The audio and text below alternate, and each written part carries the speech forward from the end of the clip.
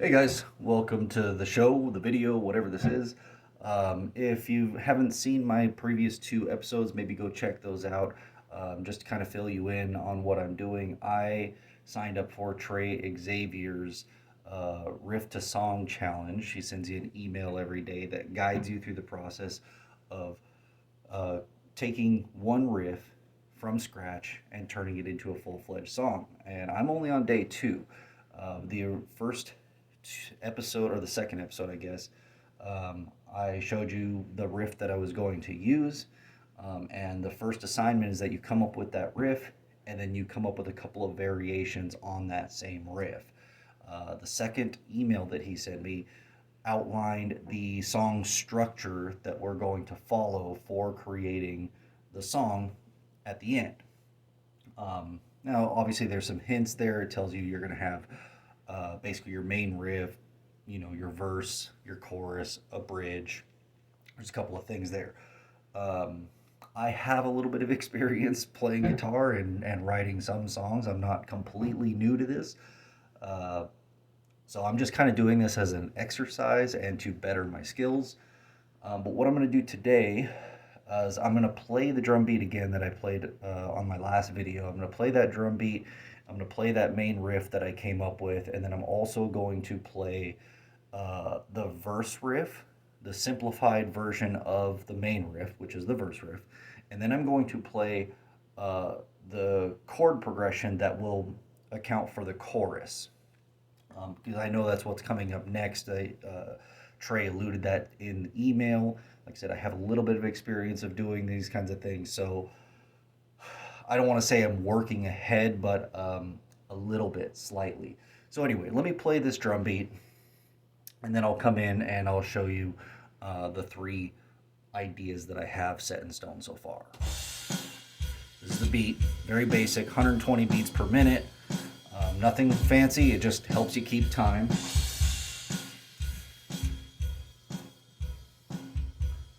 Okay, and then I'll play the riffs here.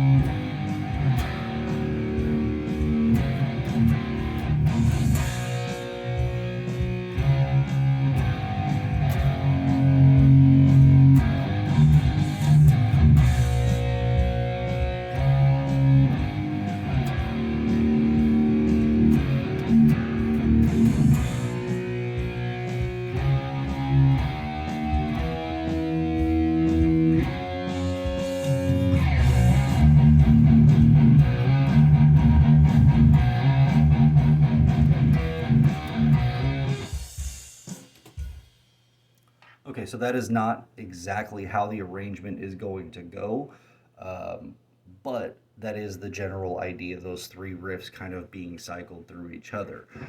Um, that's really all there is to it. We're just coming up with basically stepping stoning this idea. So we have, you come up with your original main riff. That was that. And then the second, the simplified version, the verse riff is that.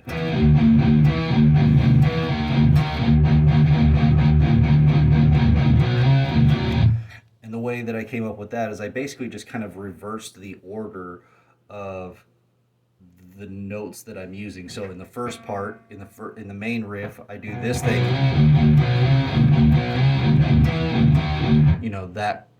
That's not exactly it, but I do it like that. And then the simplified version, I go.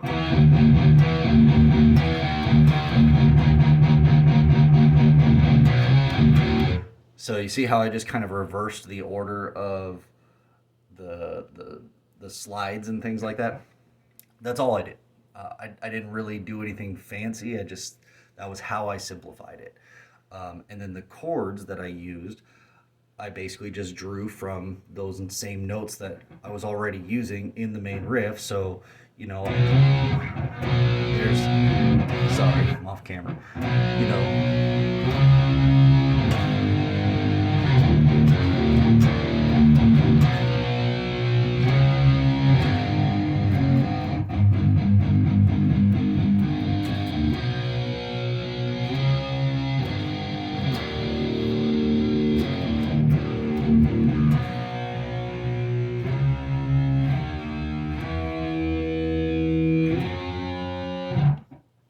so you just kind of crawl up the neck with it, not doing anything fancy, not adding a bunch of extra notes, not trying to make it super interesting because what happens is you lay down something super basic, and then once you have it recorded with drums, you understand that like the drums will fill in a lot of space. The As a guitar player, you don't need to take up that much sonic real estate. If you listen to a lot of your favorite songs, unless you're listening to like technical death metal or progressive metal and stuff like that, most of the songs that you listen to, especially the ones that you started listening to in the early days of just getting into music and stuff, most of the songs that you listen to are pretty simplistic in terms of how they're played and their arrangement and stuff like that.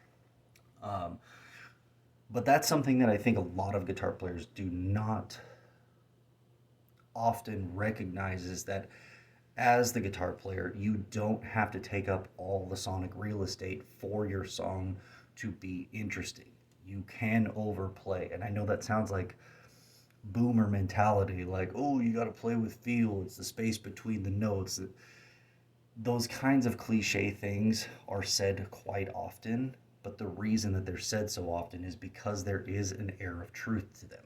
You do have to understand that as a band, you're part of an ensemble, and you're going to create the best possible songs by allowing the other people in the ensemble to fill in the space that you, the guitar player, are not taking up. The more sonic real estate that you take up as the guitar player, the less room people have for themselves, right? You're taking up too much space. You want to be fairly, equal in terms of how much space you take up in the songwriting process. Unless the song that you're writing is for the express purpose of showcasing the guitar's overall talent, you do want to be mindful of the fact that you also have a bass player, you have a drummer, and you have a vocalist. And each of those things are going to come together to create the whole. Really, you only have to do 25% of the work, because if you're in a four-piece band, the guitar player should really only, you should be putting in 100% effort, but you are putting in 100% to your 25% of the work. Does that make sense?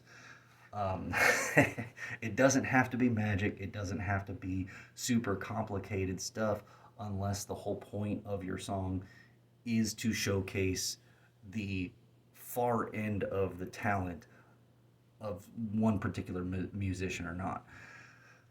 Now, if you're struggling to write songs, it is for the best that you do almost as little as possible, because the less that you do, um, the less likelihood that you're going to get confused, the less likelihood that you're going to hit writer's block.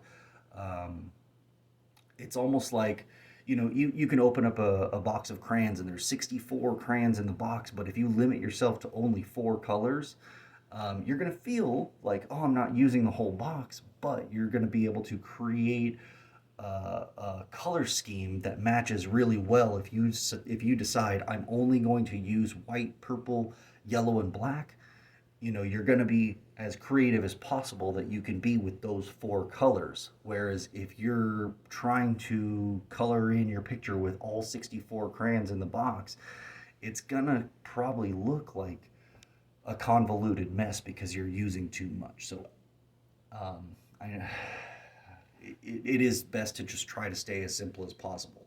Anyway, that's all kind of neither here nor there in terms of writing this particular song. And I'm just kind of, I don't know, off the cuff here, talking to you guys about my views on writing songs, and as I go through this thing with Trey's little course here, my thoughts on it.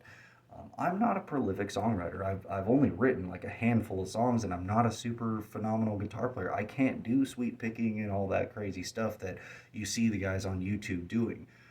But I've been playing long enough that I feel like I can generally come up with a fairly decent riff, and something that you can build upon. I've got other ideas that I've already kind of mapped out for this particular song. So again, I am kind of working ahead a little bit.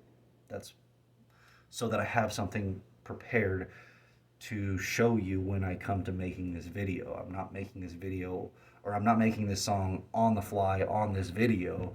I already have some things arranged and set up, uh, so that I can show you guys what I'm doing. But I hope it's interesting, and I hope that maybe as we go along and you see how I go through things, it gives you your own ideas, how to apply these techniques to your own workflow, and you can, get as much out of Trey's course that I'm going to get, or maybe more, because the likelihood is you're probably a better guitar player than I am. Honestly, I'm not very good. Um, you should hear some of the fucking off notes that I play when I'm trying to work things out.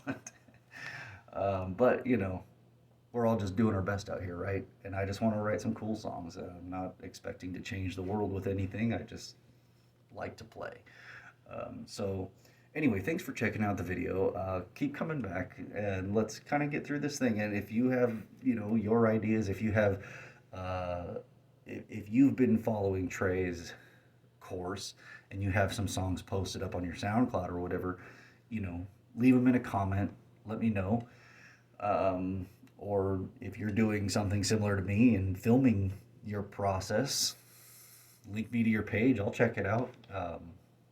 Anyway, yeah. Good talking to you guys. Hope you enjoyed the video, and I'll check with you later.